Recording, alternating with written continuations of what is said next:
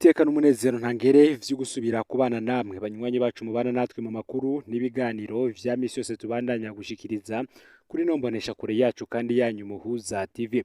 Uyu ni umwanya tugiye kubageza ko amakuru y'ibiriko biravugwa bigezwe ko ngaha mu gihugu c'u Burundi, akaba ari amakuru tuza kugaruka kuri vyinshi bitandukanye cyane cyane kubivugwa mu gisata ca politike, aho tuza kugaruka kuri systeme muri CNDD FDD ivyo yoba iriko irakora muri kino gihe. Iyo tuvuze systeme tuba tuvuze ka karwi k'abajenero bakomeye cyane bahoze bagwana mu mugambwe CNDD FDD ndetse na bamwe mu bategetsi bakomeye bafise amabanga y'igihugu mu minwe, ariko akaba ari amabanga ahambaye. Ibiriko biraba mu Burundi ngo nta sanganya ririmwo, ibintu biriko biba nk'uko ababiteguye babishaka. Waduhaye amakuru akavuga ko ubutegetsi bwa Perezida Evariste Ndayishimiye uburavye n'amaso asanzwe biboneka nk'ubutegetsi bugoyagoya bwananiwe gutunganya igihugu, hakagira naho umukuru w'igihugu avuga ibintu womengo ntibitumbereye kugeraho hari amatazirano tutoharura abarundi bamaze kumuha. Imvugo iharawe hirya no hino mu gihugu naho hose hari abarundi kw'isi ni aba bagabo vyabananiye. Isoko ryacu ryavuze riti ihibambe we nta na kimwe cananiranye, ahubwo bene kubitegura ivyo bipfuza ko biba bitandukanye n'ivyo abarundi benshi bari biteze. Mu nkuru duheruka kubaha twababwiye ko abahaye Ndayishimiye ikibanza c'umukuru w'igihugu bamugomwe gukurikiza ivyifuzo vyabo ataca abajije. Amakuru twaronse akavuga ko mu ntango Evariste Ndayishimiye n'abamufasha bashatse gukora ivyo babona abanyagihugu bakeneye, ariko vyahavuye bihinduka kuko ngo systeme itegura ibikorwa yaciye imuha iyindi ndinganizo nshasha tuza ko bayagira imbere. Kuva ubwo rero abategetsi bose twari twarumvise baje bavuga amajambo meza ahumuriza, uhereye ku mukuru w'igihugu, umushikiranganje wa mbere w'ico gari wa Guillaume Bunyoni, ukabandaniza no ku mushikiranganje wa mbere wa uriho kuri ubu ngubu ari we Gervais Ndirakobuca n'abandi bategetsi banumiye rimwe, bamwe ngo wogira ntibakiri no muri ayo mabanga. Muri iyo nteguro nyene hariho abategetsi bo hejuru umukuru w'igihugu yabwiye ko yoshira mu mabanga kandi bizwi ko atavyo bashoboye. Aha bamwe bakavuga nka Daniel Geras Ndabira barongoye inama nshinga amateka n'abandi. Bumvirije imvugo zabo rero wifata ku munwa, ariko bakaba bagomwe ko bakurikiza amategeko uko bayahawe. Ni byinshi tugiye kugaruka ko muri ano makuru. Ufyonde subscribe canke sabone niba utari wafyonda ko kugira ngo tujucikanwe nadushikiriza usangiza no makuru bagenza aho bari hose kugira ngo nabo baje baraba mu bambere bashikirwa nabiriko biravugwa bigezwe ko ngaha mu gihugu c'u Burundi, hanze y'imbizi y'igihugu c'u Burundi ndetse no makungu ya kure. Nabaye kaze muri ano makuru. Umwe mu banyepolitike ava mu mugambwe Frodebu yigeze kuba umutegetsi akomeye mu gihugu yatangaje ko yigeze gupfungwa n'ubutegetsi bwa Petero Nkurunziza. Uyu agaze mu ibohero rya Mpimba yarahuye na Hussein Rajabu. Bamaze kuyaga niho yamubwira ko ari we yamupfungishije akoresheje abari mu butegetsi bwa Nkurunziza ico gihe. Yavuze ko Rajabu yamubwiye ko yamuzanye mu Mpimba kugira amuhe igikorwa kidasanzwe vyasaba ko bategura bicaranye kandi umwanya ukwiye. Bamaze guheza gupfundika uwo mugambi rero yaciye amubwira ko yo kwegeranya ivyo vyose kuko aho bukera azotaha. Ngerega bukeye yagiye yumva ko yahawe urusha rwo gusohoka ibohera akaja kwivuza kubera agwaye, ariko we akavuga ko ataniha n'umutwe. Ngivyo vyose vyategurwa na Hussein Rajabu. Iyi nkuru turiko turabageza ko ni inkuru dusanga ku kinyamakuru Ejo Heza. Ni inkuru kandi musabwa kumviriza mwitonze kuko ari inkuru isaba ubwitonzi mu kuyumviriza kugira ngo itahurike. Yabananije avuga ko yamuhaye igikorwa cyo gusigura. Yabananije avuga ko Rajabu yamubwiye ko yamuzanye mu Mpimba kugira amuhe igikorwa kidasanzwe vyasaba ko bategura bicaranye nk'uko amakuru abivuga. Akabandanya avuga ko Rajabu yamaye igikorwa cyo kuja gusigurira amakungu ko hageze yuko Nkurunziza kurwa ku butegetsi, ariko bikozwe ngo na Rajabu kandi mu buryo bwiwe. Hari inkuru zivuga ko Hussein Rajabu yari yarabwiye Nkurunziza ko azova ku butegetsi atamaze ikiringo ca gatatu. Nawe mu minsi ya nyuma y'ico kiringo Nkurunziza yarigambye kuri Rajabu avuga ko ari bwo bwa mbere mu Burundi umukuru w'igihugu yatowe azoba abisikanije mu mahoro n'uwamusubiriye. Ico gihe Nkurunziza yariko yibutsa Rajabu ko ca kiringo giheze agihema. nk'uko amakuru twabagejeje ko kandi abivuga, Hussein Rajab ni muzima, gusa igihugu anyegeyemwo ntikiramenyekana. Bamwe bakaba bavuga ko iyo bari mu gihugu ca Tanzania, abandi ko bari mu gihugu ca Afurika y'Epfo. Ni vyinshi bivugwa kandi ko avugana n'abategetsi bakomeye cyane bo ngaha mu gihugu c'u Burundi kuri uno munsi wo muri CNDD FDD. Hakaba ari n'amakuru yuko ashobora no kuzotaha muri uyu mwaka. Ngo Nkurunziza rero yamaze gupfa atamaze ca kiringo. Hari ubutumwa Rajab yacishije ku rubuga rwe rwitwa Humura Burundi avuga ko Ndayishimiye abisikanije ubutegetsi ngo n'ikiziga.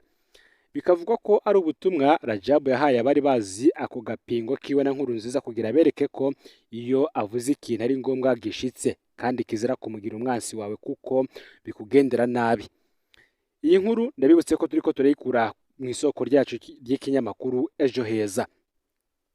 Wa munyepolitike yabandanije avuga ko igituma Rajab yamutumye kandi badasangiye umugambwe kwari ukugira amakungu abone ko ihinduka rishaka kuba mu gihugu ryega abarundi bose mu budasa bwabo. Akavuga ko yasanze hariho n'abandi Rajab yatumye nk'ivyo mu bindi bice vy'isi. Ikindi naco kandi ngo Rajab yamutumye nko mu idini rya Katolika kugira amakuru ntago mafata ko ivyo Rajab ashaka gukora vyoba vyega idini rya Islam. Akavuga ko igituma Rajab yabanje kubimenyesha amakungu ari ukubera Nkurunziza n'abandi bansi b'umugambwe CNDD FDD bari baracafuje bikuye izina rya Rajab ku isi, ko ivyo ashaka gukora vyose bitumbera gushinga leta y'intagondwa za Kisilamu mu Burundi. Akavuga ko arico gituma Rajab yamaze irya myaka yose mwibohero mu gihe yarashoboye kuvayo. Yashatse amakungu abanza atahura ivyo ashaka gukora mu gihugu. Ingene rero Petero Nkurunziza yapfuye ntihagire n'agakacira haba mu mugambwe canke mu gihugu, kandi vyari bizwi ko afise abayoboke benshi, ngo vyaratangaje amakungu arata amacumu ku bubasha ngo bwa Rajab. Rajab yabwiye ko igihe apfungwa atanu wateye ibuye kuko yarabujije ibihangange bimuyoboka ntihagire ico bakora. N'igihe Nkurunziza apfire yarabujije vya bihangange ngo ntihagire ico bikora. Amakuru akavuga ko ibihugu rutura bisanzwe bikorana n'u Burundi vyagize amakenga kuko bavuga ko Rajab atoshobora gusubirana ijunja nk'iryo yahoranye mu mugambwe kuko bisa nuko hari benshi batokwemera kumwumvira. Ngo kubazi neza Hussein Rajab bakavuga ko iyo ashaka kwereka abantu runaka ko afise ukuboko gukomeye mu buzima bw'igihugu, hari ibintu akora bisize ubwenge bw'umuntu. Ivyo mu kuvyemeza vya bihugu rutura yababwiye ko ubutegetsi bugira bujeho ngari wazobushiraho kandi akazobugenzura ataburimwo. Ntibavyemera. Abwira ko ubwo butegetsi azobutegeka gushira abarundi mu buzima buzimvye ku rugero rwaho bizokenerwa ko abarundi bikura ko ubwo butegetsi, ngariko ntavyo bazoshobora kuko ata numwe mu banyepolitiki azoshobora gutorera umuti izo ngorane kiretse ngo wenyene ubwiwe. Nanata ngo kuzoba ukuvuga ibitagenda gusa ariko atanzira nimwe yo gukiza igihugu bafise. Nkuko ikinyamakuru Ejo Heza kibandanya kivyandika muri iyi nkuru turiko tubageza ko amakuru akavuga ko ngico Rajab yise la machine en marche, ngari umukanyuro ku rwego rwo hejuru atawuzi neza uko yabikoze ku buryo abanyepolitike bose bo mu Burundi banumiye rimwe. Umuntu aravye ko ubuzima buzimvye mu Burundi ubu munsi cari cyo gihe cyo kugira ngo abanyepolitike bahaguruke basaba abarundi ko bokwikura ko intwaro ya Ndayishimiye baboheye amaboko imugongo, ariko nta numwe akivuga. Umuntu yibutse imvugo zikarishe zakoreshejwe n'abanyepolitike batavuga rumwe n'ubutegetsi bwa CNDD FDD ku bwa Nkurunziza, gakaraba n'ingene ku butegetsi bwa Ndayishimiye baryamye bagasinzira womengo barashima ibiriko biraba. Ariko inkuru zivuga ko benshi muri bo bazi ibiriko biraba. Amasoko y'iki kinyamakuru Ejo Heza dukesha iyi nkuru avuga ko amakungu yo baremeye ivyo Rajab yababwiye ko ari we l'homme fort du système, kuko abo bahora bibaza ko ari bo bakomeye bagiye barakugwamwo umwe ariko ibintu bikaguma bigenda nk'uko vyateguwe. Ngo niyo mpamvu amakungu abandanya gukorana n'ubutegetsi bwa Ndayishimiye mu kubaha imfashanyo no kugiranira amasezerano atandukanye, kandi bizwi ko mu gihugu ibintu vyifashe nabi, haba mu karere haba mu bumwe bwa Afurika eka no makungu ya kure. Intwaro ziriko zikora nk'ivyo tubona mu Burundi ngo twari tumenyereye ko badasiba kuvyamiriza, ariko hose nta gakacira. Ku ruhande rumwe wogira ngo abarundi twarahebwe kuko tutakigira kivugira na gitabara, ariko ngo urwo ni rwo rukino rwa politike. Ngo batubwiye bati politike iri mu Burundi niba hari nini irimwo imikuba n'ibisebuzi vyinshi cyane, kandi n'ingoma akari muri yo kazwi n'uwayikanye. Ngo abarundi barindire bihanganye, ngo abagabo barababona, nk'uko ikinyamakuru Ejo Heza kibitangaza. Iyi rero akaba ari inkuru yagarukaga ku bushobozi ndetse n'ububasha budasanzwe bwa systeme iriho mu gihugu cy'u Burundi, cyane cyane muri abo bategetsi bakomeye cyane mu butegetsi bwa CNDD-FDD. Uyu akaba ari wa murwi w'abajenero bakomeye cyane bagwanye ku rugamba rwa CNDD-FDD kandi banajejwe amabanga ahambaye mu gihugu. Intambara yo mu buseruko bwa Kongo, Repubulika Intwaro Rusange ya Kongo ntizopfukama, Kongo ntizosubira inyuma, itangazo rya Tshisekedi. Ingabo z'u Rwanda ngo mu gushigikira ibikoresho vyazo vya M23 ngo ziko zirabandanya igikorwa cazo cy'iterabwoba ku butaka bwacu, zitera n'amagorwa mu banyagihugu bacu, niko umukuru w'igihugu ca Kongo Antoine Felix Tshisekedi yagirije mu butumwa yashikirije abanyagihugu.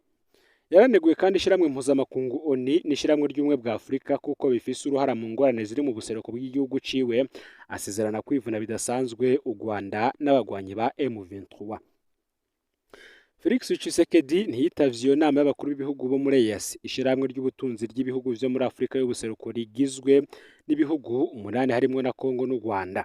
Iyo nama yabaye ku munsi wa gatatu w'indwi biciye ku mbuga ngurukana bumenyi, yatumwe ko n'umukuru w'igihugu ca Kenya William Samuel Ruto ari we arongoye EAC mu kiringo c'umwaka umwe. Ruto kandi ngakaba nawe afitanye imigenderanire mibi cane na perezida w'igihugu ca Kongo Antoine Felix Tshisekedi. Umukuru w'igihugu ca Kongo yatangaje ati: ndasangiye namwe umubabaro n'ishavu ry'ivyo bitero vy'ubunyamaswa. Ivyo bikorwa si igitero cyo gutera Repubulika gusa, ahubwo ni ugutera isoni amateka n'iteka ry'abanyagihugu bacu. Felix Tshisekedi yasabye abanyekongo kwihangana no kwihagararako, aranabahumuriza ati: turiteguye gukora igitero gikomeye kuri abo bitwaza iterabwoba n'ababashigikiye kandi biriko birategurwa. Perezida wa Kongo yerekanye ati: intambara yo kurwanya M23 si ya FARDC gusa, ingabo za Repubulika Iharanira Demokarasi ya Kongo gusa, ariko ni intambara ya bose, intambara yo kurwanira agateka kacu nk'abanyekongo kugira ngo tuzorage uruvyaro rwacu igihugu giteye imbere kandi gitekanye.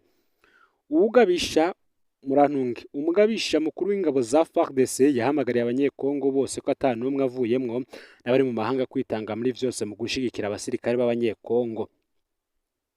Nkuko amakuru abandanya abivuga, Tshisekedi yasabye abanyekongo kwihangana pe, umugambi wihutirwa ngo mu vy'ubutabazi. Umukuru w'igihugu ca Kongo Antoine Felix Tshisekedi yavuze ko azi imibabaro y'abanyekongo bariko barahunga intambara. Yamenyesheje ati: leta yarategetswe gutanguza umugambi wihutirwa wo gufasha abahunze. Kuva mu mwaka w'ibihumbi 2023 abantu hafi 410 baraherutse guhunga muri Nord Kivu. Ivyo bikaba vyatumye abantu bose hamwe bahunze bagera kuri miliyoni 2,380 barengaho gato.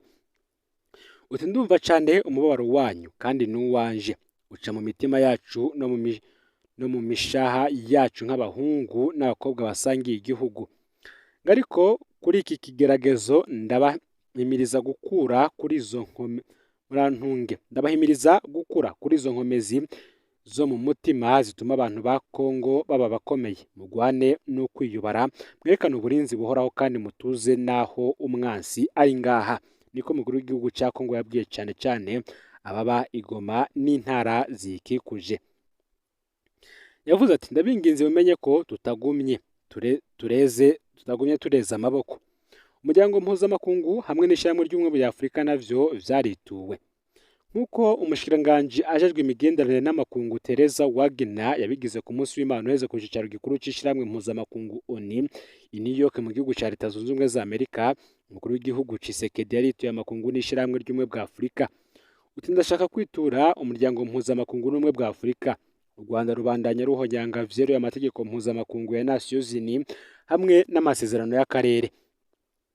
Ikibabaje kandi ivyo biraba, ariko ico gihugu ntigihanwe. Kugasuzugura kenshi k'amategeko mpuzamakungu izo nzego zategerezwa gushigikira. Niko Felix Tshisekedi yagirije akavuga ko hari agasotoro katokwemererwa ku bwigenge bwacu no ku mutekano w'akarere. Yasubiyemwo ibirego vy'uko abasirikare b'u Rwanda ibihumbi n'ibihumbi bari ku butaka bwa Kongo.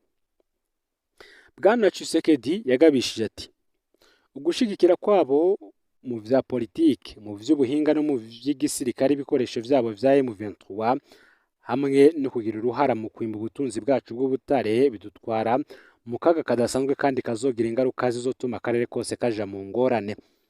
Utagacerere kanyu nukurera amaboko kwanyu mu gihe c'ubunyamaswa bw'ubutegetsi bw'i Kigali be n'ububisha bukorwa n'ababuserukira ku butaka bwacu ntibitera isoni Repubulika Iharanira Demokarasi ya Kongo gusa ariko kandi n'agaciro k'isi yose k'ubutungane n'amahoro, niko yashimangiye.